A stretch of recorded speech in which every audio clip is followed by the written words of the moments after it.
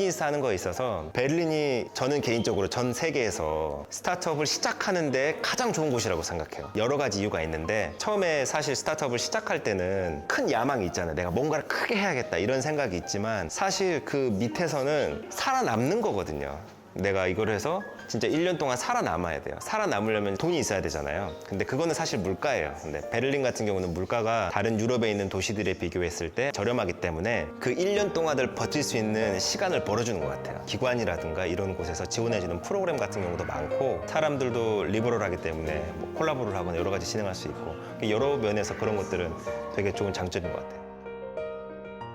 저는 베를린에서 아시안 쿡박스를 딜리버리하는 이치쿡 아시아라고는 회사의 대표를 맡고 있는 이민철이라고 하고요. 올해가 딱 4년 차 되는, 저는 베를린에는 스타트업을 해야겠다라는 생각으로 해서 온 게 아니고 학업 때문에, 석사하는 것 때문에 오게 됐어요. 제가 공부를 잘하는, 좋아하는 학생이 아니어서 항상 뭐 할 수 있지 이런 걸 좀 보고 다녔었거든요. 그래서 아이디어가 생각이 나서 저희가 하게 됐어요. 여기 오기 전에 베트남 하노이에 있었고요. 하노이에 있다가 일종의 번아웃 같은 게 좀 있어서 새로운 걸 좀 해봐야겠다. 근데 가능하면 괜찮은 나라, 그리고 좋은 환경이 있는 곳에서 해야겠다라는 생각 정도만 있다가 친구분이 베를린에서 제가 다녔던 그 학교에 그 똑같은 과정을 했었어요. 그 친구 믿고 그냥 따라서 했었어요. 근데 돌이켜서 생각해 보면은 짧은 이 삶에서 가장 잘한 선택 중에 하나인 것 같아요. 베를린으로 온 거는. 베트남하고 독일은 완전 극과 극인 것 같아요. 베트남에서는 되는 것도 없고 안 되는 것도 없어요. 내가 뭔가를 시작을 했는데 거기서 문제가 있잖아요. 어떻게든 할 수 있어요. 수단과 방법을 가리지 않고. 여기서는 하나하나 절차를 따져서 해야 되는 거잖아요. 그렇기 때문에 여기서의 단점은 좀 시간이 많이 걸린다. 따라야 되는 절차가 많다. 법규가 약간 강한 이런 것들이 이제 단점일 수 있죠. 근데 반대로 말하면 베트남에서는 직원들을 잘 믿지 못한다든가 행정상에서 하나하나 일일이 항상 확인해 나가면서 해야 되는 이런 것들이 있기 때문에, 근데 독일 같은 경우는 상대적으로 많이 투명하잖아요. 그렇기 때문에 뭔가 일을 할 때 이건 믿어도 되나 말해야 되나 이런 과정이 생략되기 때문에 그런 거는 굉장히 좋은 점이죠. 일단 개인적인 거하고 비즈니스적인 거랑 좀 구분을 해보면, 개인적으로 따졌을 때 제가 가정을 이렇게 끌어나가는 데 있어서 좋은 환경들이 너무 많아요. 애가 있으면, 저희는 외국인이지만 킨더겔드라고 이런 양육수당 같은 걸 받을 수 있잖아요. 학교 교육도 퀄리티가 좋은데 저희가 뭐 돈을 내는 것도 아니고, 공원이라든가 자연환경이라든가 등등 여러 가지가 좋은 점이 상당히 많고요. 가족 말고 저 개인적인 걸로 봤을 때, 사실 제가 외국 생활을 계속 하면서 제 원래 영어 이름이 있었거든요. 그 영어 이름을 한 20년 정도 썼었어요. 제가 여기 와서 그 이름을 버리고 제 이름을 쓰게 됐어요. 그게 하나의 큰 계기인 것 같아요. 한국 사람들 같은 경우는 항상 그런 게 있잖아요. 눈치를 보고 좋은 학교 나와서 배우자 만나서 남부럽지 않은, 항상 그 남이라는 게 좀 있잖아요. 뭔가 비교하게 되는, 나답지 않은 행동을 한다거나. 근데 여기서는 나답게 행동하는 게 가장 특별한 거더라고요. 점점 나다워질 수 있었던 것 같아요. 그런 것들이 개인적으로는 가장 의미가 있었고, 저는 여기서 이제 스타트업을 창업해서 지금 운영을 하고 있잖아요. 비즈니스 하는 거에 있어서 베를린이 저는 개인적으로 전 세계에서 스타트업을 시작하는데 가장 좋은 곳이라고 생각해요. 여러 가지 이유가 있는데, 처음에 사실 스타트업을 시작할 때는 큰 야망이 있잖아요. 내가 뭔가를 크게 해야겠다 이런 생각이 있지만, 사실 그 밑에서는 살아남는 거거든요. 내가 이걸 해서 진짜 1년 동안 살아남아야 돼요. 살아남으려면 돈이 있어야 되잖아요. 근데 그거는 사실 물가예요. 근데 베를린 같은 경우는 물가가 다른 유럽에 있는 도시들에 비교했을 때 저렴하기 때문에 그 1년 동안을 버틸 수 있는 시간을 벌어주는 것 같아요. 기관이라든가 이런 곳에서 지원해주는 프로그램 같은 경우도 많고, 사람들도 리버럴하기 때문에 뭐 콜라보를 하거나 여러 가지 진행할 수 있고, 여러 면에서 그런 것들은 되게 좋은 장점인 것 같아요. 저희 일단 창업하게 된 거는, 제가 아시아 슈퍼마켓을 갔는데 사람들이 물건을 들었다가 자세히 보고 내려놨다가 들었다가 내려놨다가 이런 게 많았어요. 이 사람들이 이 재료를 어떻게 쓰는지 모르잖아요. 라벨 같은 경우도 정확하게 독일어로 되어 있지 않기 때문에 베트남 말도 있고 일본 말도 있고 한국 말도 있고 잘 모르더라고요. 제가 직원이 아닌데 저한테 물어보더라고요. 커리를 하고 싶은데 코코넛 밀크는 자기가 찾았어요. 커리 페이스트는 못 찾은 거예요. 그래서 이거 어딨냐고 저한테 물어보더라고요. 저희가 일반 그 슈퍼마켓에 가면은 이 디스플레이 되어 있는 게 되게 공급자 중심으로 되어 있어요. 이거를 소비자 프렌들리하게 해볼 수 있지 않을까라는 생각이 들었는데, 재료가 주제가 아니고 음식이 주제가 되면 어떨까라는 생각이 들어서, 예를 들어서 비빔밥이다라고 하면 비빔밥이 메인이 있고 비빔밥 관련된 소스가 다 준비가 되어 있고 한 곳에, 비빔밥이라는 게 한국 사람들한테 주는 의미 같은 게 있잖아요. 그런 것들이 부여되어 있으면 어떨까라는 생각이 들었고, 처음에는 이런 슈퍼마켓 한번 해볼까?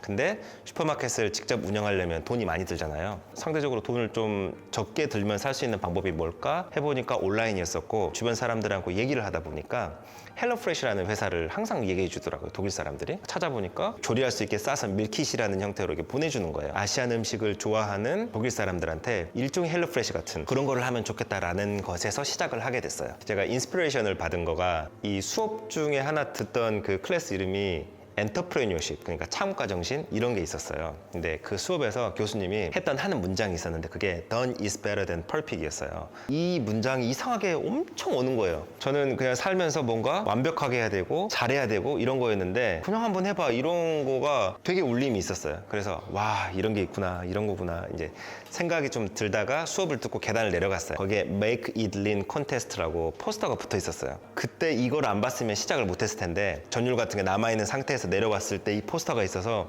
야 그냥 한번 해보자 라고 해서 이 설명회를 신청을 해서 이제 가게 됐었어요. 최종적으로 저희가 2등을 했고 피치하는 거에서는 1등을 했어요. 근데 그게 지멘스하고 스타트업 인큐베이터 베를린이라고 거기에서 하는 거였어요. 정리를 좀 드리면은 저희가 뭔가 큰 뭐 비전이 있거나 해서 처음에 시작을 했던 거는 아니고요. 기회가 있었고 이게 다른 기회가 되고 기회가 이어져서 아 이거 진짜 한번 비즈니스로 해봐야겠다라는 생각에 저희가 창업을 하게 된 거예요. 처음에 시작했을 때는 크라우드 펀딩 한 거랑 흔히 말하는 MVP라고 하잖아요. 그런 것들을 만들어서 피드백 받고 하는 과정을 할 수 있었고 다음 단계로는 스타트업 인큐베이터 베를린이라는 곳에서 운영하는 일종의 펀딩 같은 게 있어요. 그거를 받게 됐어요. 저희가 한 6개월 정도 인큐베이팅 하는 프로그램에 들어갔었고 그 이후에는 베를리너 스타트업 스티펜디엄이라고 장학금 받는 프로그램이 있거든요. 그거를 저희가 2번 받아서 저희가 3명이었으니까 팀으로 따지면 6,000유로 받은 거예요.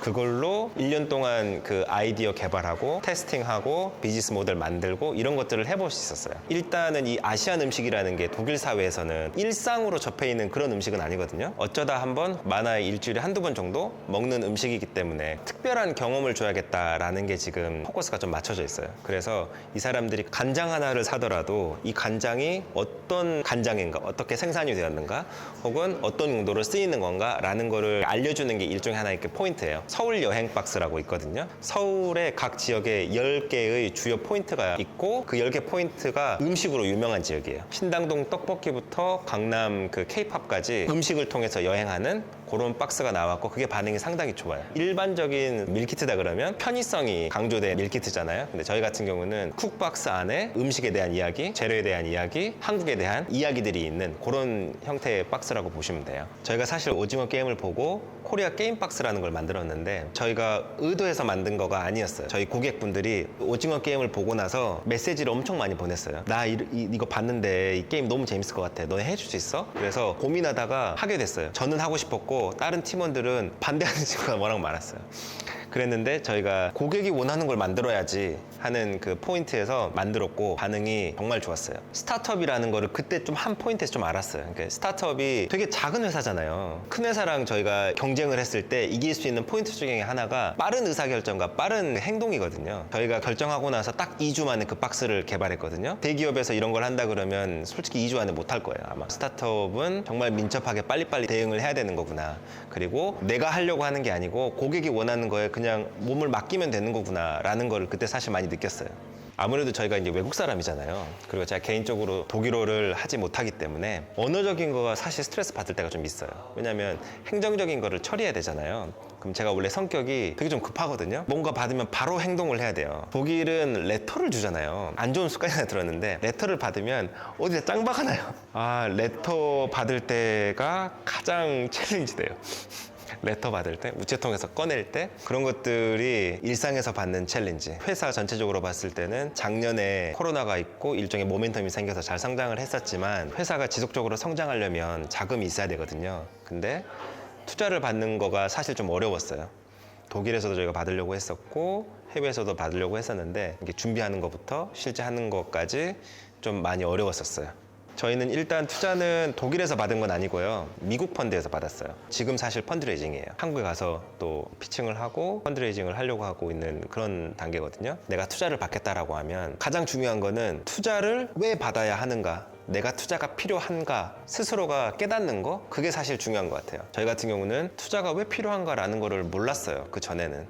근데 투자는 성장하기 위해서 필요한 거거든요. 내 비즈니스가 잘 나가고 있어요. 그래서 뭔가 이익을 발생하는 비즈니스고, 그렇다면 굳이 투자를 안 받아도 돼요. 정말 빨리 성장하기 위해서 받는 거지 내가 서바이벌 하기 위해서 받는 거는 아니더라고요. 그래서 그거를 깨닫는데 사실 시간이 많이 걸렸고, 그거를 깨닫고 준비했을 때는 생각보다 빨리 그게 수월하게 진행이 됐었어요. 그래서 내가 투자가 왜 필요한지 깨닫게 되는 시점이 있는 것 같아요. 그래서 그게 제일 중요한 것 같고요. 이제 조금 더 테크니컬한 부분에서 봤을 때는 투자자 리스트를 쭉 정리를 했어요. 독일에 있는 회사, 뭐 대체육을 한다거나 분야가 굉장히 많잖아요. 분야별로 조사를 많이 했었어요. 독일, 유럽, 뭐 한국 리서치를 많이 했었죠. 그런 다음에 이메일을 보내기도 하고 전화를 하기도 하고, 그래서 한 10곳 중에 한두 개 정도는 연락이 되더라고요. 그런 식으로 미팅도 해보고 전화도 해보고 줌으로 연결해서 미팅하고 7, 80군데 정도 얘기를 했던 것 같고, 조금 더 심도 있게 얘기를 했던 곳은 한 대여섯 곳, 한 10% 정도였고, 그 중에 투자자 중에서도 저희를 가장 마음에 들어하는 맞는 거가 있어서 저희는 투자를 받게 됐어요. 성향은 지역별로 상당히 많이 다른 것 같아요. 독일 같은 경우는 저희는 투자를 받아보지는 못했어요. 미팅을 해보고 여러 번 이제 얘기는 해볼 수 있는 기회가 있었죠. 저희 경험상으로 봤을 때 독일은 굉장히 보수적이에요. 투자를 받으려면, 그리고 투자를 받으려고 미팅을 어레인지를 하려면 내가 막 시작한 프렘이면은 받기가 너무 어려워요. 첫 번째 하는 창업가는 더 어려워요.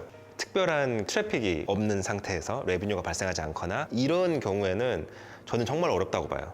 왜냐하면 이 사람들은 굉장히 보수적이기 때문에 투자를 하는 대상이 증명이 되어 있는 위주로 많이 투자를 해요. 밸류에이션을 할 때도 독일 같은 경우는 되게 짜요. 그러니까 미국이나 다른 데서 2밀리언이다, 뭐 5밀리언이다 그러면 여기서는 1밀리언이거나 하프 밀리언이에요. 약간 보수적이다라는 거가 일단 드릴 수 있는 것 같아요. 작년에 그리고 그 전에 독일에서 가장 빠르게 성장했던 회사가 고릴라라고 있어요. 독일이 엄청나게 투자를 많이 했어요. 2021년에 그 전년도에 했던 거에 독일이 한 5배 이상 했었고, 그거의 대부분의 금액이 고릴라한테 많이 들어갔거든요. 작년 투자액을 보면은 독일이 2021년 했던 거에 한 6분의 1, 7분의 1로 훅 떨어졌어요. 올해는 아마 더 떨어질 거예요. 독일에서 투자가 받는 게 거의 없어졌다라고 생각하시면 돼요. 금융위기 있고 어려운 상황이잖아요. 그러면 돈을 다 빼버리는 그런 거가 독일은 있는 것 같고요.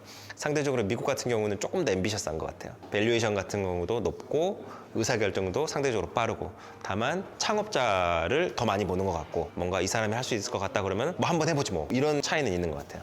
베를린은 스타트업 같은 경우도 단계가 있잖아요. 아주 초기의 스타트업이 있고, 뭔가 만들어낸 스타트업이 있고, 스케일업 하는 단계의 스타트업이 있고, 정말 커버린 회사도 있고, 단계별로 있을 거예요. 제가 생각했을 때 가장 좋다라는 거의 의미는 스타트업을 처음 창업하기는 가장 좋아요. 상대적으로 물가가 좋고 사람을 구하기가 좀 편하고, 지금 저희가 인터뷰하고 있는 여기 그 코워킹 스페이스처럼 적은 비용으로 뭔가 시작할 수 있는 그런 포인트들이 사실 많거든요. 그렇기 때문에 처음 시작하는 스타트업 단계에서는 가장 좋다라고 봐요. 근데 이게 시장으로서의 매력은 베를린이 사실 좀 떨어지거든요. 근데 저희는 그거를 좀 헷갈렸어요. 지금은 베를린이 저는 시장으로서의 매력은 떨어진다고 봐요. 예를 들어 저희가 오더를 받는 것도 서쪽에 있는 도시, 남쪽에 소비력이 있는 그런 도시에서 좀 더 오더가 많이 오거든요. 그래서 스타트업을 시작했을 때 하고 나중에 성장해 나가면서 각 시장들을 어떻게 보느냐에 따라는 좀 다른 것 같아요. 저희는 음식을 통해서 한국에 있는, 그리고 아시아에 있는 문화, 그런 이야기들을 전달하는 일을 계속 할 거고요. 여러 가지로 펼쳐질 것 같아요.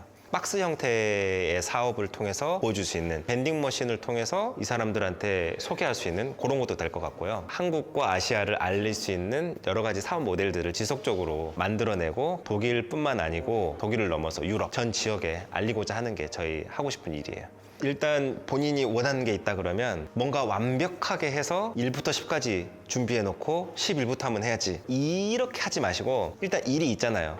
일이 있을 때 한번 해보는 거, 그게 2를 만들고 2가 4를 만들고 4가 8을 만드는 그런 것 같아요. 그래서 아주 조그만 아이디어가 있다, 그리고 내가 뭔가 내 사업을 하거나 스타트업을 해보겠다라고 하면 아주 작은 아이디어를 주변 사람들하고 얘기를 일단 많이 해보시고, 내가 아이디어를 얘기하면 이 아이디어 너무 좋잖아요. 누가 이걸 내 아이디어 가져가면 어떠지? 사실 아무도 관심이 없고요. 그리고 관심이 있더라도 다 하고 있어요. 이미 거의 새로운 건 없거든요. 그래서 아이디어가 있으면 주변에 많이 얘기를 하시고 주변에 많이 도와달라고 얘기를 하시고 한 스텝 한 스텝 나가는 거 그러다 보면 여러 가지 기회가 생기는 것 같아요. 작은 것부터 기회가 있으면 한번 해봐라. 그리고 주변의 도움을 많이 요청해라. 독일은 굉장히 딱딱하고 효율성을 따지고 서류가 되어 있고 이런 것들을 많이 생각하잖아요. 저희 경험을 봤을 때 지성이면 감천이다 이런 거 있잖아요. 사람 사이에 하는 건 어떻게 보면 다 똑같은 것 같기도 해요. 저희가 펀딩을 받았을 때 첫 번째 도전했을 때 떨어졌어요. 두 번째 도전했을 때도 떨어졌어요. 절차가 있잖아요. 1차가 됐어요. 2차 피칭하는 거는 발표했는데 발표를 너무 잘했어요. 나중에 통보 받았는데 떨어졌어요. 우리 그 통보 받았을 때 그 비도 내렸던 것 같아. 하여튼 한 일주일쯤 지나서 스타트업 인큐베이터 베를린이라는 곳에서 거기 있는 코칭하고 그 멘토들이 우리가 정말 열심히 한다는 걸 보고 얘네들이 진짜 찐이다. 진짜 돼야 되는데 어떻게 이게 떨어질 수 있냐고 걔네들이 챌린지를 해갖고 펀딩을 만들어서 저희가 거기를 됐어요. 아주 특별한 케이스로 저희를 넣어준 거예요. 끈질기게 하다 보면 거기서 학습하는 거 그리고 주변에 있는 사람들 도움을 받아서 한 단계 한 단계 나갈 수 있는 것 같아요. 그래서 새로운 거를 도전해보고 싶다라는 분들은 작은 것부터 한번 해보고 주변 사람들에게 자신이 정말 진지하게 하고 있다라는 걸 어필하면서 그 네트워크 잘 쌓으시고 하다 보면 기회가 기회를 계속해서 만드는 것 같아요.